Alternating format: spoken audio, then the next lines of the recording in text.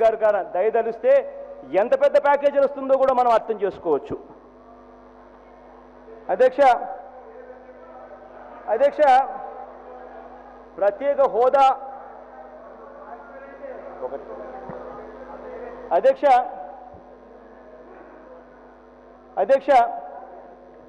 ప్రత్యేక హోదా గురించి అధ్యక్ష ఇప్పటికి 18 నెలలు అయింది అధ్యక్ష.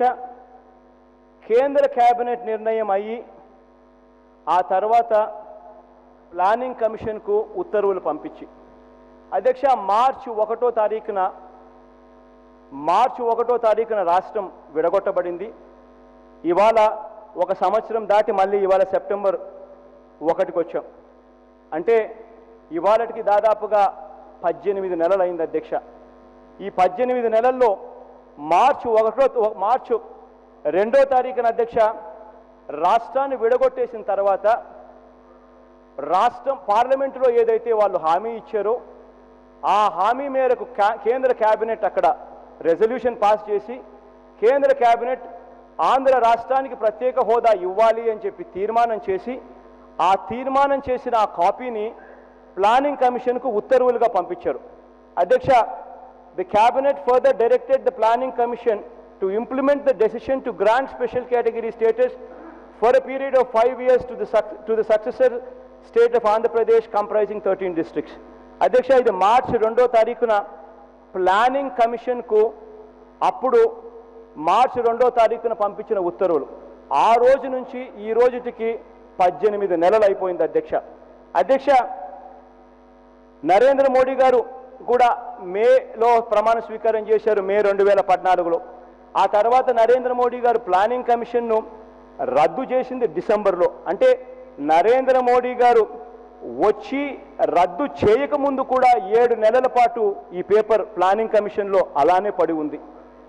అడిగేవాళ్ళు లేరు, పట్టించుకునేవాళ్ళు లేరు, పరిస్థితిలో అలానే పడిపోయింది. ఎవిడెన్స్ నేను చూపించేది అధ్యక్ష. నేను ఇక్కడ ఇంకొక చిన్న ఉదాహరణ కూడా చెప్పాలి అధ్యక్ష.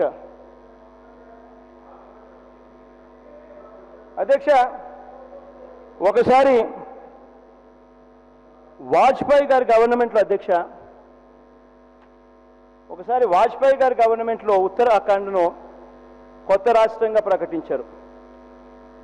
వాజ్పేయి గారు ఉత్తరాఖండ్ను కొత్త రాష్ట్రంగా ప్రకటించినప్పుడు వాజ్పేయి గారు, it should be remembered that Vajpayee accorded special category status to Uttarakhand merely on the basis of cabinet decision and got it ratified much later by the National Development Council. అంటే వాజ్పేయి గారు ప్రధానమంత్రిగా ఉన్నప్పుడు ఉత్తరాఖండ్కు స్పెషల్ కేటగిరీ స్టేటస్ ఇవ్వడం అన్నది క్యాబినెట్లో నిర్ణయం తీసుకొని కొట్టేశారు. అలా క్యాబినెట్ ఎందుకనంటే అధ్యక్ష, ఇక్కడ గమనించాల్సిన పాయింట్ ఏంటంటే అధ్యక్ష, క్యాబినెట్కు ప్రధానమంత్రి హెడ్, ప్లానింగ్ కమిషన్కు ప్రధానమంత్రి హెడ్, అదే మాదిరిగానే నేషనల్ డెవలప్మెంట్ కౌన్సిల్ ఎన్డీసీకి కూడా ప్రధానమంత్రి హెడ్, ఇవాళ ఉన్న నీతి ఆయోగ్ కూడా ప్రధానమంత్రి హెడ్. అండ్ ఈ స్పెషల్ కేటగిరీ స్టేటస్ ఇచ్చే అధికారం ఎగ్జిక్యూటివ్ డెసిషన్. ఈ అధికారం అన్నది టోటల్గా ప్రధానమంత్రి క్యాబినెట్కి సంబంధించిన నిర్ణయం. ఈ నిర్ణయం వల్లనే ఆ రోజు ఉత్తరాఖండ్ నిర్ణయం వాజ్పేయి గారు క్యాబినెట్ తీసుకుని ఆ తర్వాత రాటిఫికేషన్ కోసం ఎన్డీసీలో పంపించారు. అధ్యక్ష, ఇక్కడ మాత్రం మన దగ్గరికి వచ్చేసరికి మాత్రం క్యాబినెట్ నిర్ణయం అయిపోయినప్పటికీ కూడా, తీర్మానం ప్లానింగ్ కమిషన్కు పంపించినా కూడా పనులు జరగని పరిస్థితి. అధ్యక్ష, ఇక్కడ ఇంకొకటి కూడా చెప్పాలా అధ్యక్ష, ఇప్పుడు 11 రాష్ట్రాలు అధ్యక్ష స్పెషల్ కేటగిరీ స్టేటస్ ఇచ్చారు అధ్యక్ష. ఈ 11 రాష్ట్రాలలో ఏ రాష్ట్రం కూడా పార్లమెంటులో యాక్ట్ ద్వారా వచ్చింది కాదు స్పెషల్ కేటగిరీ స్టేటస్. 11 రాష్ట్రాలు ఏదైతే స్పెషల్ కేటగిరీ స్టేటస్ ప్రత్యేక హోదా పొందిన రాష్ట్రాలు ఉన్నాయో ఆ 11 రాష్ట్రాలు కూడా ప్రత్యేక హోదా అన్నది ఎగ్జిక్యూటివ్ డెసిషన్, ప్రధానమంత్రులు క్యాబినెట్లో పెట్టి అప్రూవ్ చేస్తేనే వచ్చాయి అన్నది మనం మర్చిపోకూడదు అధ్యక్ష. ఇక్కడ ఇంకొక విషయం కూడా చెప్పాలి అధ్యక్ష.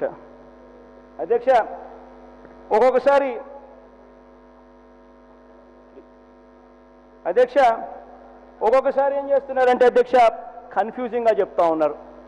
ఒక్కొక్కసారి అసలు స్పెషల్ కేటగిరీ స్టేటస్, ప్రత్యేక హోదా అన్నది లేనే లేదు, ఇప్పుడు రద్దు చేసేశారు అని కొంతమంది మంత్రులు అంటారు.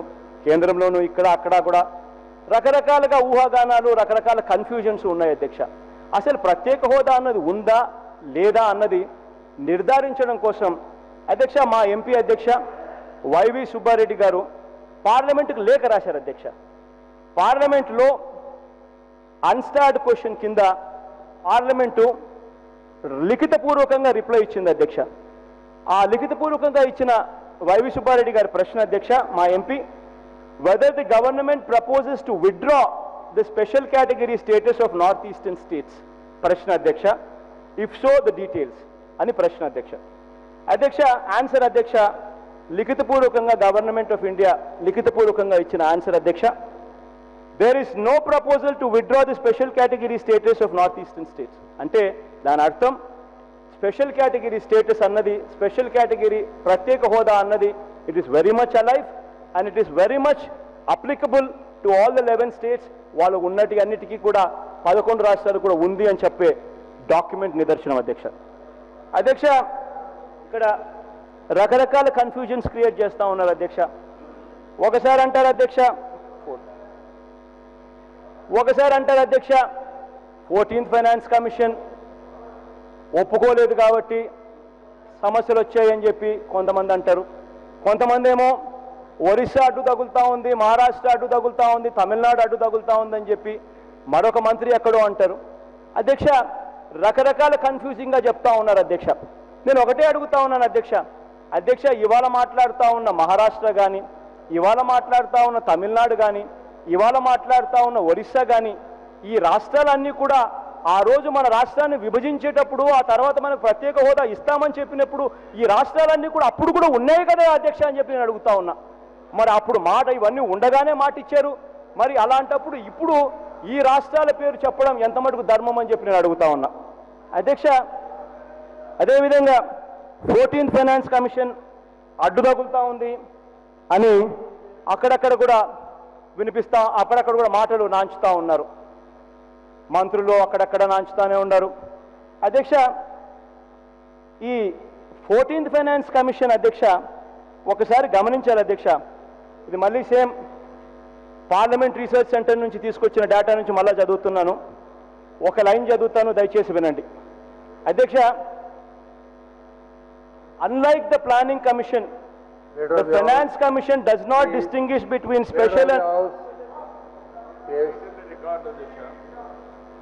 మీరు కాదండి, ఓకే మీరు వినాలి. మీరు వింటే మీరు ఏదైనా కాదధ్యక్ష, లీడర్ ఆఫ్ అపోజిషన్ ఆయన ఒక మాట చెప్పాడు అధ్యక్ష, నా దగ్గర చాలా ఇన్ఫర్మేషన్ ఉందని. నాకు కూడా కొన్ని డౌట్లు ఉన్నాయి అధ్యక్ష. వారు ఏదైనా కానీ ఇన్ఫర్మేషన్ ఉంటే వాస్తవాలు అయితే నేను కూడా నేర్చుకోవాలనుకుంటున్నాను, అందుకే అడుగుతున్నాయండి. ఏదైతే అధ్యక్ష చెప్పిందే చెప్తున్నాడు అధ్యక్ష. ఏదైతే వాళ్ళ దగ్గర మా వాళ్ళు చెప్పినట్టున్నారు సార్ అధ్యక్ష, పిఆర్ఎస్ అంటున్నాడు, పార్లమెంటరీ రీసెర్చ్ సెంటర్ అని. నేను అనుకున్నాను, నాకు కూడా అర్థం కాలేదు ఇది పెద్ద ఆర్గనైజేషన్ ప్రత్యేకంగా మీ దగ్గర ఉంది అనుకున్నాను. కానీ ఈ పిఆర్ఎస్ అనే వ్యక్తి అధ్యక్ష, ఇతను మొత్తం లెజిస్లేచర్స్ని ఇలాంటి వాళ్ళందరినీ ఎడ్యుకేట్ చేయడం కోసం ఒక రీసెర్చ్ వింగ్ పెట్టుకొని ఢిల్లీలో సివి మధుకర్ తెలుగు అతను అధ్యక్ష, ఈయన నాకు బాగా పరిచయం. అతను ఇవన్నీ చేసి ఇస్తూ ఉంటారు.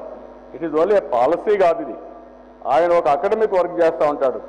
ఆ అకాడమిక్ వర్క్ తీసుకొచ్చి ఇది గవర్నమెంట్ ఆఫ్ ఇండియా జీవో మారిగా మీరు కోట్ చేస్తున్నారంటే నాకు అర్థం కాల,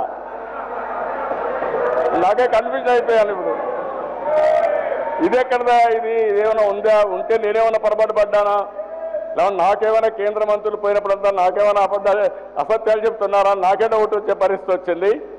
నేను కేంద్ర మంత్రులతో చాలాసార్లు మాట్లాడాను, చాలాసార్లు డిస్కస్ చేశాం.